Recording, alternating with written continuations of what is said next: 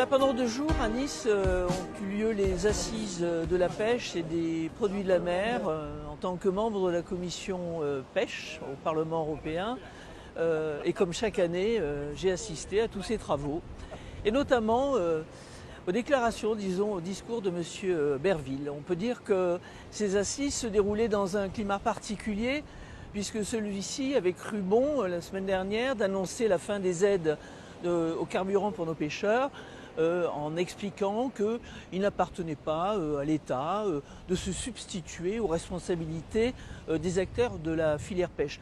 Moi, je rappellerai simplement à M. Berville qu'il n'appartient pas non plus aux pêcheurs et surtout aux pêcheurs de se substituer à la responsabilité des erreurs politiques de M. Macron et de Mme von der Leyen. Alors, le moins qu'on puisse dire, c'est que le discours de M. Berville n'était vraiment pas à la hauteur d'un discours de secrétaire d'État, et encore moins à la hauteur des espérances de nos acteurs de la filière pêche. Et ils ont marqué leur mécontentement en quittant l'hémicycle en plein discours, et ils ont eu raison. Nous sommes sortis collectivement, toute la filière est sortie. Il y a une unanimité, et ça il faut que le ministre l'entende au même titre que derrière le chef de l'État et Mme Borne, la Première ministre, qui aura une responsabilité énorme sur cette disparition de la filière si elle ne prend pas les mesures qui s'imposent. La sortie que nous avons faite était d'abord avant tout pour lui exprimer notre désespérance. Désespérance parce que derrière, il ne faut pas des paroles, il y a un plan à moyen et long terme, il faut des actes.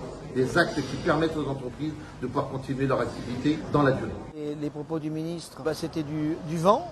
Et au-delà de ça, j'ai l'impression qu'on se moque de nous et signer directement l'arrêt de mort de la pêche française en l'état. Alors bon, on nous a dit qu'ils allaient rediscuter, revoir, mais j'ai l'impression que tout est dit, que la messe est dite, non, c'est comme ça.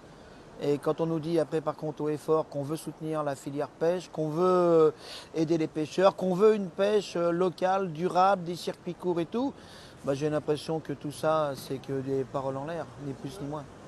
Et qu'on nous prend comme d'habitude pour des cons. Il est quand même étonnant qu'on n'arrive pas à trouver, alors qu'on verse des milliards dans l'aide aux mineurs étrangers, à l'immigration, au fonctionnement de l'Union européenne, des milliards, et qu'on n'arrive pas à sortir 75 millions pour permettre de soutenir la filière de la pêche, encore une fois une filière nourricière qui est garante de notre souveraineté alimentaire. On retiendra de ces 2 jours qu'aucune mesure concrète concernant le carburant n'a été proposée à nos acteurs de la filière pêche. Et j'ajouterai aussi qu'il manquait quand même un chapitre assez important, c'est l'algoculture. Monsieur Berville, pas grand-chose n'aura été dit sur ce secteur en devenir dont nous avons une excellence, un génie scientifique qui nous permet d'avoir des brevets, de pouvoir donner des débouchés à cette culture, qui permet d'engager aussi un cercle vertueux en régénérant la ressource, la faune, la flore, etc., en sortant des antibiotiques ou des engrais avec des nitrates ou des azotes. Rien n'a été proposé là-dessus. C'est encore le parent pauvre de la filière halieutique qui mériterait vraiment d'être encouragée. D'ailleurs, c'est pour ça que dès demain, je m'envole pour la Chine, où à Shanghai, je rencontrerai des algoculteurs qui cultivent, qui entretiennent et qui ont mis au meilleur niveau la culture de l'algue depuis des millénaires. Rappelons, s'il en était besoin, que la France est le 2e domaine maritime mondial. Nous avons un potentiel énorme qui va jusqu'au territoire ultramarin. Il est quand même catastrophique que la France n'ait pas pris cette richesse en considération.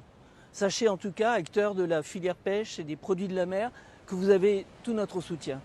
Homme libre, toujours tu chériras la mer, nous disait Baudelaire. Il est quand même regrettable qu'aujourd'hui, on prive nos pêcheurs de cette liberté et qu'on prive notre pays de cette ressource naturelle qui est notre richesse et notre patrimoine.